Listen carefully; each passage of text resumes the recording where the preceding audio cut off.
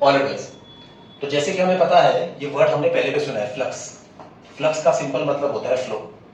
11th में electrostatics में flux का मतलब हमने लिया था lines of force. Electric field या मैग्नेटिक फील्ड दिखाने के लिए हम लोग लाइंस का इस्तेमाल करते हैं। इलेक्ट्रो में उसे कहते हैं लाइंस ऑफ फोर्स, मैग्नेटिज्म में उसे हमने कहा था लाइंस ऑफ इंडक्शन, और उन्हीं लाइंस को हम कहते हैं फ्लक्स। ठीक है। अच्छा, फ्लक्स को हम डिनोट करते हैं फाई से। इसका यूनिट है वेबर। याद है? एक फर्क आप कर सकते हैं कि मैग्नेटिज्म में आप फाई के नीचे बी लिखते हैं, दैट इज मैग्नेटिक फ्लक्स। फिलहाल मैं सिर्फ फाई करके लिखता हूं क्योंकि इसका फॉर्मूला हमें सीखना है। सिचुएशन समझ लीजिए। मान लीजिए ये हमारे पास एक नॉर्थ पोल है, वैसे मोनोपोल पॉसिबल नहीं होता है, समझाने के लिए समझाने के लिए। और ये रहा जो उसका मैग्नेटिक फील्ड, मतलब ये वो एरिया है जहां तक ये पोल अपना क्या अप्लाई कर सकता है, फोर्स। अब हमसे सवाल पूछा गया है कि at this particular point over here calculate करो कि मैग्नेटिक फील्ड का स्ट्रेंथ कितना है, मतलब ही मैग्नेटिक फील्ड इंडक्शन कितना है, जिसे हम डिनोट करते हैं कैपिटल बी से। इलेक्ट्रिक फील्ड में भी यही सवाल था, बस यहाँ पे चार्ज था, उसे हम कहते हैं गिवन चार्ज, और ये उसका क्या होता, इलेक्ट्रिक फील्ड। बाकी सवाल वुड हैव बीन सेम कि इस पर्टिकुलर पॉइंट पे इलेक्ट्रिक फील्ड का स्ट्रेंथ कितना है, मतलब ही इलेक्ट्रिक फील्ड इंटेंसिटी कितना है, जिसको हम डिनोट करते हैं कैपिटल ई से। अब अगर इलेक्ट्रो में याद दिला दो तो हमने क्या किया था, जिस पॉइंट पे आपको इलेक्ट्रिक फील्ड का स्ट्रेंथ निकालना होता है वहां पे हम लोग अज्यूम करते थे टेस्ट चार्ज, जिसको हम डिनोट करते हैं क्यू नॉट से। ये एक तरीका था। और फिर इलेक्ट्रिक फील्ड इंटेंसिटी का फॉर्मूला था फोर्स पर यूनिट टेस्ट चार्ज। मैग्नेटिज्म में फॉर्मूला ऐसा था, मैग्नेटिक फील्ड इज फोर्स पर यूनिट टेस्ट पोल स्ट्रेंथ, अगर आपको याद होगा 11th का है ये। लेकिन ये तरीका हमें आप फॉलो नहीं करना है। देखो तरीका क्या है, सुन लो। प्लान बड़ा सिंपल है। मान लो ये नदी है, ये नदी है, नदी में से पानी बह रहा है। पानी का फ्लो मतलब वाटर फ्लक्स फिजिक्स की भाषा में। और हमने पूछा इस पर्टिकुलर पॉइंट पे बताओ पानी का जो फ्लो है उसका स्ट्रेंथ कितना है, इफेक्ट कितना है। दो तरीके हैं, एक तरीका टेस्टिंग, जहां पे जैसे टेस्टिंग किया था वैसे यहां पे किसी बंदे को खड़ा कर दिया, बैड आइडिया स्टिल। अब अगर पानी इस बंदे को जोर से हिट कर रहा है तो हम समझ जाएंगे यहाँ पे water flow is hard, fast, strong. ये कब होगा, जब बाढ़ का पानी होगा, बारिश का पानी होगा। भाई अगर समर का महीना है तो पानी इसको हल्की से टच करेगा, तो हम समझ जाएंगे यहाँ पे पानी का flow is slow and not that hard, बराबर। मतलब यहाँ पे पानी का स्ट्रेंथ कम है। तो जैसे मैंने कहा दैट्स एक्सट्रीमली बैड आइडिया। अब क्या करेंगे, देखो मान लो हमने पाइप लिया, क्या लिया, ये रहा आपका पाइप, ये रहा आपका पाइप, ये है पाइप का क्रॉस सेक्शन एरिया। अब ये एरिया ही इस पॉइंट को रिप्रेजेंट कर रहा है, ध्यान से सुनो। ये जो क्रॉस सेक्शन एरिया है यही इस पॉइंट को रिप्रेजेंट करना है। हमें बस क्या करना है, ऑब्जर्व करना है क्या, कि पानी इस एरिया में से कितना फास्ट फ्लो हो रहा है, दैट्स इट। अब पानी मतलब वाटर फ्लो, और वाटर फ्लो मतलब ही क्या, फ्लक्स। यहां से अगर पानी फटाफट फ्लो हो रहा है, मतलब अगर ज्यादा फ्लक्स फ्लो हो रहा है इस एरिया में से, तो हम समझ जाएंगे कि यहाँ पे ओवरऑल पानी के फ्लो का स्ट्रेंथ ज्यादा है। करेक्ट? कब होगा, बारिश की टाइम में। लेकिन समर का टाइम होगा तो पानी इस एरिया में से धीरे धीरे फ्लो हो रहा है, तो हम समझ जाएंगे कि यहाँ पे पानी के फ्लो का स्ट्रेंथ कम है। मतलब बेसिक आइडिया हम क्या कैलकुलेट कर रहे हैं, हम कैलकुलेट कर रहे हैं कि इस एरिया में से कितना पानी पास हो रहा है, मतलब कितना फ्लक्स पास हो रहा है। तो हम क्या कैलकुलेट कर रहे हैं, फ्लक्स पर यूनिट एरिया। हम क्या कैलकुलेट कर रहे हैं, फ्लक्स पर यूनिट एरिया। क्यों? क्योंकि एरिया हम हमेशा कितना लेंगे, 1 metre square, that is unit area, that is. इसका लॉजिक क्या है, 1 किलो का भाव। 1 मीटर स्क्वायर एरिया में पानी जितना फटाफट फ्लो होगा, 2 मीटर स्क्वायर में भी फटाफट फ्लो होगा, 3 मीटर स्क्वायर में भी फटाफट फ्लो होगा। मतलब ओवरऑल पानी का स्पीड इज हाई, हाई है ना। और अगर 1 मीटर स्क्वायर में से पानी का फ्लो कम है तो 2 मीटर स्क्वायर में से भी कम ही होगा, मतलब ओवरऑल फ्लो इज कम। ये रहा फॉर्मूला, फ्लक्स अपॉन एरिया। अगर आपको 11th का लेक्चर याद होगा तो इलेक्ट्रिक फील्ड का फॉर्मूला यही तो है, फ्लक्स अपॉन एरिया। अब जो लॉजिक पानी का है वही लॉजिक यहाँ पे चार्ज के लिए अप्लाई करना है, ध्यान से सुनो, या मैग्नेट के लिए अप्लाई करना है। मैग्नेटिक फील्ड का फॉर्मूला भी यही रहता है, फ्लक्स अपॉन एरिया। प्लान क्या सुन लो, ये वो पॉइंट है जहां पे आपको मैग्नेटिक फील्ड का स्ट्रेंथ फाइंड आउट करना है। तो स्टेप नंबर 1, इस पॉइंट के अराउंड एक एरिया विजुअलाइज कर लो। क्या विजुअलाइज कर लो? एरिया। बराबर, अब ये एरिया ही इस पॉइंट को रिप्रेजेंट कर रहा है। दूसरी बात, एरिया कितना लेना है? तो जैसे मैंने कहा, एरिया कितना लेना है? 1 metre square, that is unit area. अब क्या करना है? फील्ड दिखाने के लिए हम लोग क्या इस्तेमाल करते हैं? लाइंस। लाइंस मतलब है क्या? फ्लक्स। तो आपको बस ये देखना है कि इस पर्टिकुलर एरिया में से इस मैग्नेट की वजह से कितने लाइंस पास हो रहे हैं।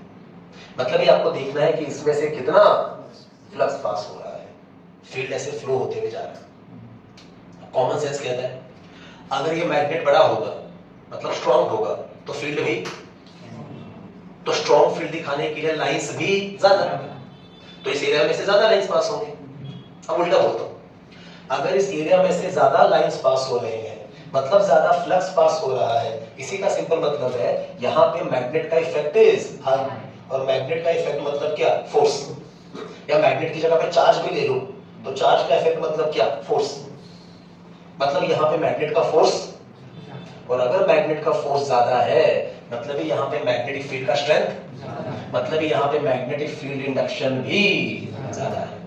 या अगर चार्ज की बात करते हैं, अगर यहाँ पे चार्ज का फोर्स ज्यादा है मतलब यहाँ पे फील्ड का इफेक्ट, मतलब यहाँ पे इलेक्ट्रिक फील्ड इंटेंसिटी ज्यादा है। तो ये रहा दूसरा तरीका। अब आपको इन सारे फॉर्मूला की जरूरत है ही नहीं। अगर आपको इस पर्टिकुलर पॉइंट पे मैग्नेटिक फील्ड निकालना है या इलेक्ट्रिक फील्ड निकालना है, स्टेप नंबर 1 जैसे मैंने कहा, उस पॉइंट के अराउंड एक एरिया विजुअलाइज कर लो। अब वो एरिया ही उस पॉइंट को रिप्रेजेंट कर रहा है। दूसरी बात, एरिया कितना लेना है? That is unit area. तीसरी बात, आपको बस उस एरिया में से कितने लाइंस, इलेक्ट्रिक लाइंस या मैग्नेटिक लाइंस, मतलब है कितना फ्लक्स पास हो रहा है वो काउंट करना है। जितना ज्यादा फ्लक्स उतना ज्यादा फोर्स, उतना फील्ड का स्ट्रेंथ भी ज्यादा। यही रीजन है गाइस कि मैग्नेटिक फील्ड का फॉर्मूला क्या बना था? Number of lines per unit area. Number of lines, अब बस नंबर ऑफ लाइंस की जगह पे क्या बोलो? Flux. Flux upon flux upon area is 1 kilo का भाव।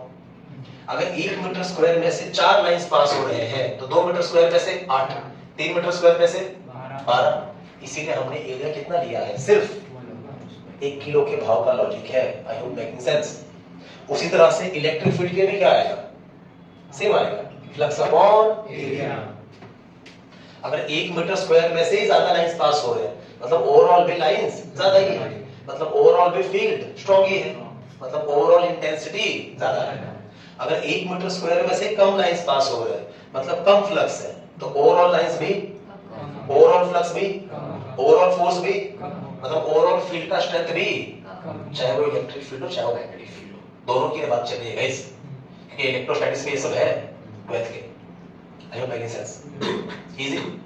तो यहां से फिलहाल, अब क्योंकि ईएमआई चैप्टर में हमारा कंसर्न मैग्नेटिक फील्ड से है, तो ये रहा जी मैग्नेटिक फील्ड का फॉर्मूला। क्या है? Flux upon area. To be precise, magnetic flux upon area. एक बात मैं आपको और याद दिलाना चाहता हूं, आपको याद होगा मैग्नेटिक फील्ड का यूनिट क्या है? टेस्ला। दूसरा वेबर पर मीटर स्क्वायर। अरे वो इधर से तो आया है। फ्लक्स का इज वेबर, एरिया का मीटर स्क्वायर। बन गया। वैसे तो इलेक्ट्रिक फील्ड के लिए भी वेबर पर मीटर स्क्वायर बनता है, पर इलेक्ट्रिक फील्ड के लिए हम मोस्टली वेबर पर मीटर स्क्वायर यूज नहीं करते। उसके लिए हम यूज करते हैं न्यूटन पर कूलम और वोल्ट पर मीटर। ये 2 यूनिट है। लेकिन मैग्नेटिक फील्ड के लिए कितने हैं? 3। Tesla the most famous one, weber पर मीटर स्क्वायर, और तीसरा न्यूटन पर एम्पियर मीटर। ये याद रखना है ताकि आप डायमेंशन लिख सकें। I hope making sense. तो ये रहा आज के लेक्चर का इंट्रो का पहला चीज, magnetic field induction, that is magnetic field का strength is equal to flux upon area. अभी सॉर्टेड। अच्छा, यहां से अगर मैं फ्लक्स का फॉर्मूला बनाने जाऊं, ध्यान से देखो, तो वो क्या आएगा? B into A। आसान भाषा में, इस एरिया में से कितने लाइंस पास होंगे, कितना फ्लक्स पास होगा, ये कितनी बातों पर डिपेंड कर रहा है? 2। एक एरिया, ये कॉमन सेंस है, एरिया बड़ा तो लाइंस भी मतलब फ्लक्स भी ज्यादा। दूसरा डिपेंड करता है बी पे। अब बी मतलब क्या है? बी का मतलब है सोर्स। क्या मतलब है? सोर्स। फील्ड किसने बनाया है? मैग्नेट। अगर सोर्स ही स्ट्रॉन्ग होता, मतलब मैग्नेट ही बड़ा होता, तो लाइंस भी ज्यादा होते। बड़े मतलब ज्यादा होते। जितना बड़ा मैग्नेट उतना उसका इफेक्ट ज्यादा, और ज्यादा इफेक्ट दिखाने के लिए लाइंस भी ज्यादा। तो डिपेंड करता है सोर्स पे, डिपेंड करता है एरिया पे। अब यही बात मैं फिर से पानी का केस लेके समझाने जा रहा हूं। ये नदी है, ये वो पॉइंट है, यहां पे आपने पाइप लिया था ऐसे, और ये देखो इसमें से पानी का फ्लो मतलब फ्लक्स पास हो रहा है। अब सवाल आपसे यही पूछा है कि इस पाइप में से, इस एरिया में से कितना पानी पास होगा, कितना फ्लक्स पास होगा, ये किन किन बातों पे डिपेंड करता है। तो हमने कहा दो बातों पे। एक बात है एरिया। अगर ये पाइप आपने बड़ा ले लिया, विड्थ में ज्यादा ले लिया, मतलब एरिया ज्यादा ले लिया, तो पानी का फ्लो भी ज्यादा है, फ्लक्स भी बराबर है। और दूसरा है सोर्स। सोर्स मतलब अगर ये बाढ़ का पानी होगा तो थोड़े से एरिया में से भी ज्यादा पानी पास होने की कोशिश करेगा, और अगर ये समर का पानी होगा जब नदी में पानी कम है, तो एरिया कितना ही बड़ा ले लीजिए, उसमें धीरे धीरे पानी पास होगा। मतलब यहां पे मैं ऐसा लिखता हूं, ये जो पानी का फ्लो है, वाटर फ्लक्स, ये भी कितनी बातों पर डिपेंड करता है? दो, source, area, just like this. पर वैसे पूरा सच नहीं है, दो नहीं, एक्चुअल में तीन बातों पर डिपेंड करता है कि फ्लो कम या ज्यादा होगा। पानी को दो जरा एक। हाँ, थैंक यू। देख लीजिए, ये है अपना पाइप, ये अपना पाइप, ये वो क्रॉस सेक्शन एरिया है। बराबर है आपकी बात, ये बड़ा लेंगे तो ज्यादा पानी पास होगा, बाढ़ का पानी ज्यादा पानी पास होगा, सब बराबर है। पर अगर बॉटल ऐसे रखा तो पानी इस दिशा में जा रहा है, पानी बॉटल ऐसे रखा, एरिया ये है, सुबह हो गई, दोपहर हो गई, शाम हो गई, रात हो गई, अगली सुबह हो गई, पानी नहीं फ्लो रहा है इसमें से। हाँ या ना? क्यों? क्योंकि बॉटल का पोजीशन हमने थोड़ा अलग कर दिया। ऐसे रखा तो होगा पर कम। इस सिचुएशन में ही मैक्सिमम पानी पास होगा। तो guys, moral of the story, तीसरी बात ये है, पोजीशन ऑफ एरिया। अब पूरी बॉटल पे ध्यान मत दो, सिर्फ इस एरिया पे ध्यान दो। Position of area with respect to direction of flow. अगर पानी वाटरफॉल का है, ऊपर से नीचे आ रहा है, तब तो पाइप ऐसे रखना पड़ता ताकि उसमें से पानी ज्यादा पास हो, तब उल्टा ऐसे रखते तो पास। तो तीसरा case is most important, it is called as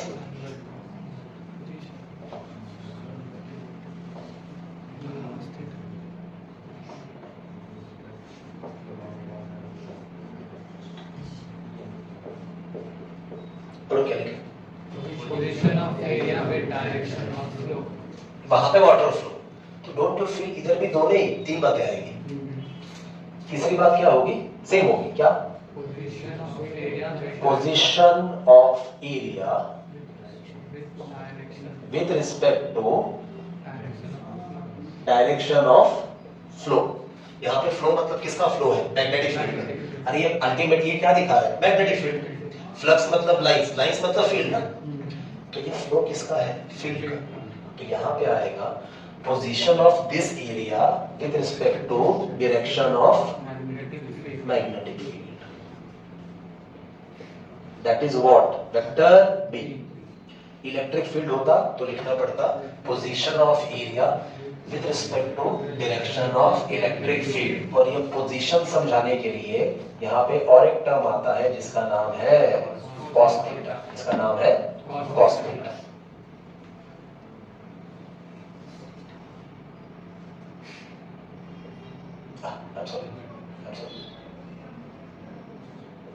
आसान भाषा में कहो तो गाइस, कितने लाइंस पास होंगे, चाहे वो पानी हो, चाहे वो मैग्नेटिक फील्ड हो, चाहे वो इलेक्ट्रिक फील्ड हो, दिए हुए एरिया में से कितने लाइंस पास होंगे, कितना फ्लक्स पास होगा, कितना फ्लो पास होगा, ये दो नहीं बल्कि source, area, and this is the most important one, position of area with respect to direction of magnetic field. और ये समझाता है कॉस थीटा। अब आपके मन में सवाल तो आया होगा, ये थीटा क्या है?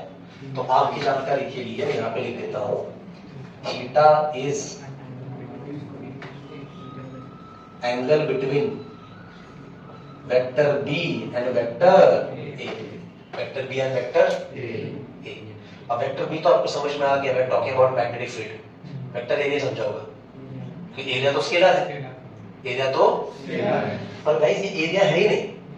ये वेक्टर ए का सिंपल मतलब है it is position of area, it is position of area. So vector A का सिंपल मतलब है पोजीशन ऑफ एरिया, और पोजीशन क्या है? वेक्टर क्वांटिटी है, इसीलिए इसको वेक्टर बोलना है। ये नया टर्म है, अभी सिखाना है मेरे को। फिलहाल इतना समझो, फ्लक्स का फॉर्मूला क्या है? बी ए cos थीटा। अच्छा, पर एक बात और याद करो, 11th में हमने ऐसा लिखा था, vector P dot vector Q is equal to what? PQ cos theta. इधर वैसा ही लिखा है। तो गाइस एक्चुअल में फ्लक्स का फार्मूला ये है,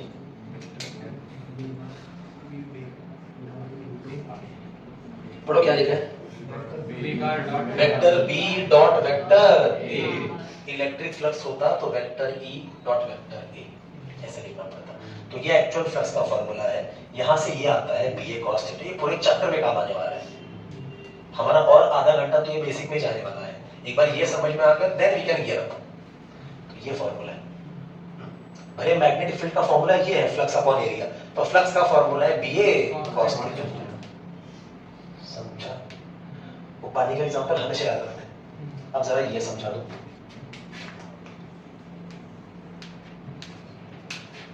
नॉन स्टॉप जाती है, कंप्लीट करूंगा, ये लग कर देता हूं। अब ये वेक्टर ए क्या है गाइस? वेक्टर ए के दो नाम है, it is called as area vector, या फिर उसका दूसरा नाम है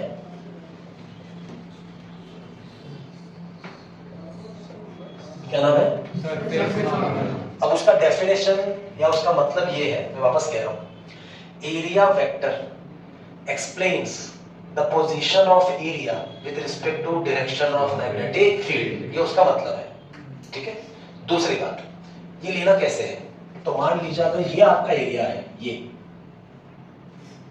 तो आपको याद रखना है एरिया वेक्टर हमेशा दिए हुए एरिया को परपेंडिकुलर होता है। एरिया, अरे नाम में मतलब है सरफेस नॉर्मल, सरफेस नॉर्मल मतलब सरफेस को परपेंडिकुलर प्लॉट करो, दैट्स इट। तो याद रखना है ये एरिया वेक्टर या ये सरफेस नॉर्मल दिए हुए एरिया को हमेशा कैसा रहता है? तो अगर आपने एरिया ऐसे लिया है, ये आपका एरिया है ना, तो आपका सरफेस नॉर्मल या तो ऐसे या तो ऐसे। चलो मैं इधर ले लेता हूं, ये देखो गाइस, ये है आपका सरफेस नॉर्मल। 5 मिनट में और ये बेटर क्लियर हो जाएगा। उसी तरह से मान लो अगर एरिया हमने ऐसे ले लिया, ये आपका एरिया है, कैसा रखा है फिलहाल? ऐसे, तो सरफेस नॉर्मल कहां जाएगा? ऊपर या नीचे? मान लो मैं ऊपर ले रहा हूं, तो ये रहा गाइस आपका सरफेस नॉर्मल। और एक चीज लेते हैं, मान लो आपका एरिया ऐसे है, हाँ जरा ध्यान दो, आसान भाषा में आपने ऐसे रखा है, उससे फर्क एरिया जैसा भी हो, आपको बस उसे क्या प्लॉट करना है? परपेंडिकुलर। तो अगर ये एरिया है तो परपेंडिकुलर ऐसे आएगा, या तो ऊपर या तो नीचे। तो गाइस ये रहा सरफेस नॉर्मल, दिए हुए एरिया को कैसा है? अब आप सोच रहे हो इसका फायदा क्या है? फायदा सुन लो। अगर मैं आपको कहूं, मैं कह रहा हूं कि गाइस सरफेस नॉर्मल इधर जा रहा है, ये है सरफेस नॉर्मल, आप मुझे बताओ एरिया कैसे रखा होगा? ऐसे, ये देखो ना ऐसे, तो आपको समझ में आ गया मैंने बॉटल कैसे रखा हुआ है, ऐसे रखा हुआ है। अगर मैं आपको कहूं सरफेस नॉर्मल इधर जा रहा है, इधर, तो बताओ एरिया कैसे रखा होगा? ऐसे। अगर मैं कह रहा हूं सरफेस नॉर्मल ऐसे इधर जा रहा है, तो बताओ एरिया कैसे रखा होगा? सीधी सी बात है, ऐसे। समझ में आ गया? तो फाइनली अगर मैं कहूं कि सरफेस नॉर्मल आपका इधर जा रहा है, और जरा बताइए कि एरिया रखा कैसे है, तो सीधी सी बात है, ये देखिए एरिया ऐसे रखा हुआ है।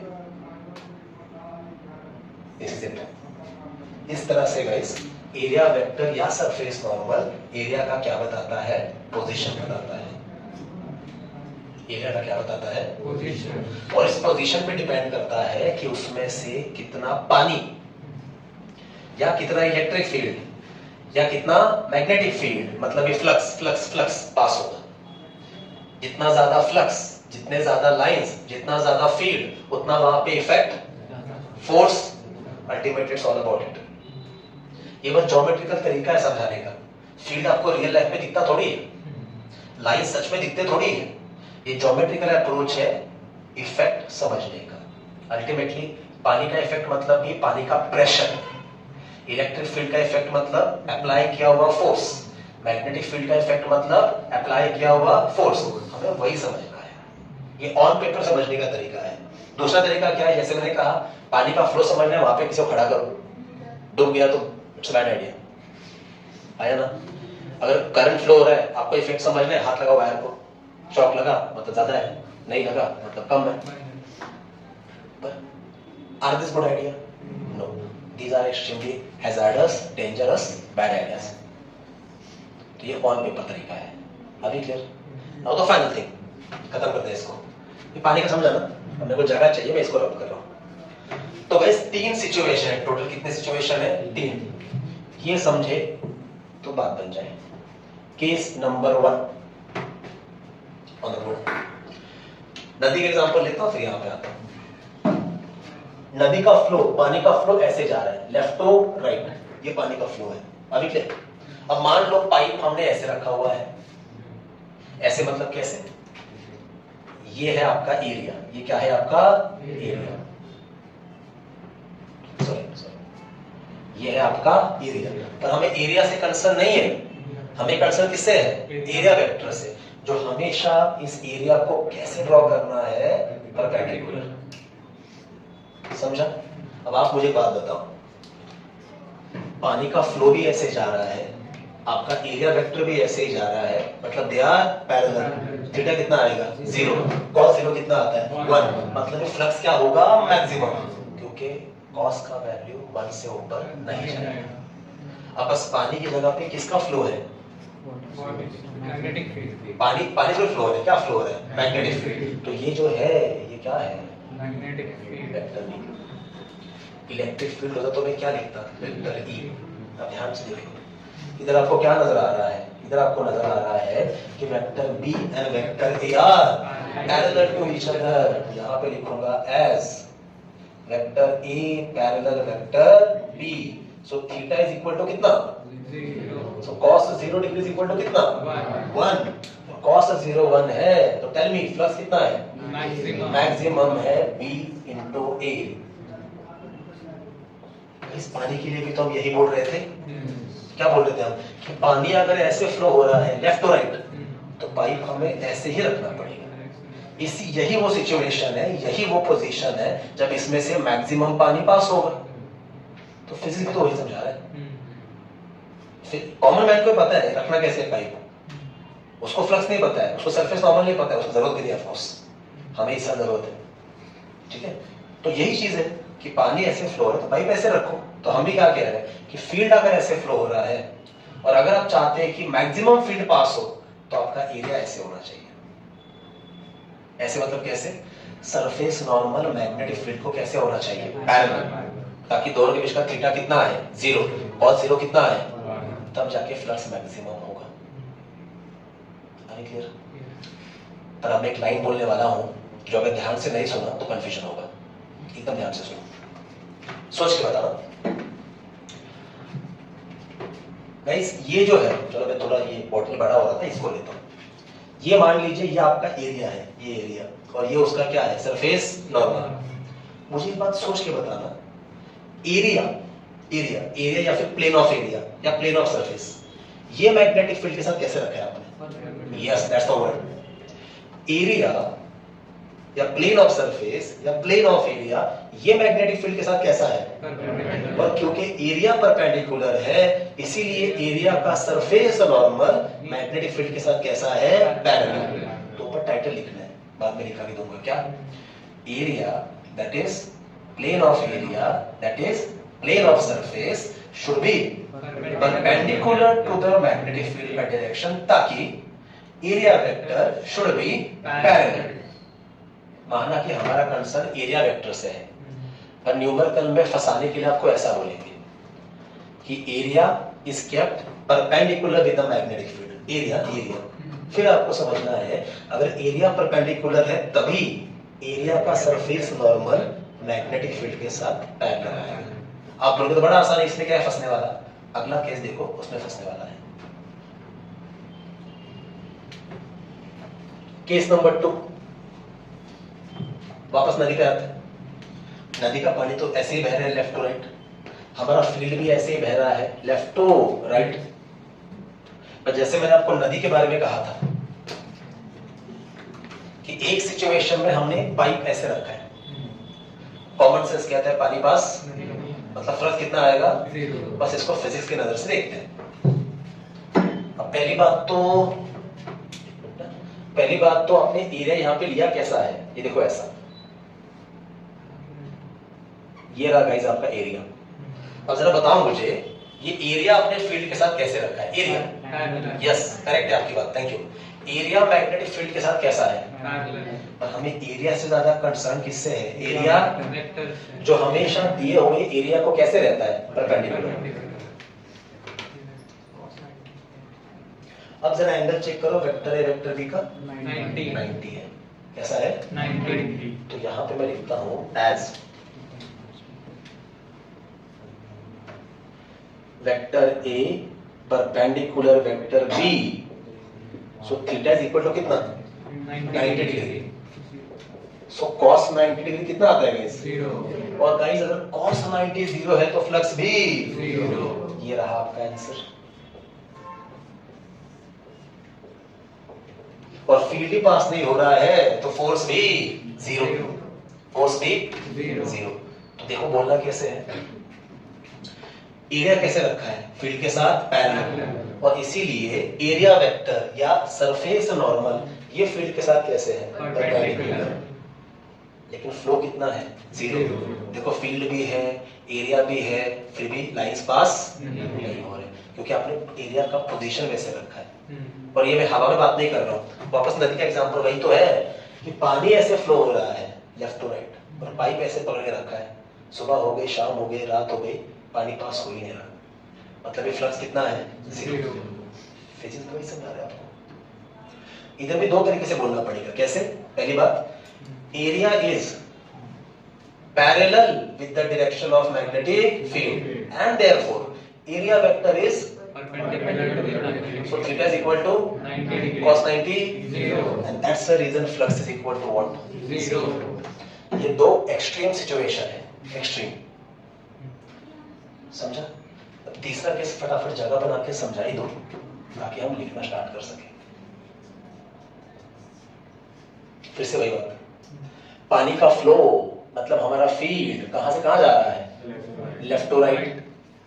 लेकिन इस बार जो एरिया है ना वो ना ही फील्ड के साथ परपेंडिकुलर है ना ही पैरेलल है, वो ऐसे टेढ़ा रखा हुआ है, इंक्लाइन। कैसे रखा हुआ है, देखो ड्रॉ करके दिखाता हूं।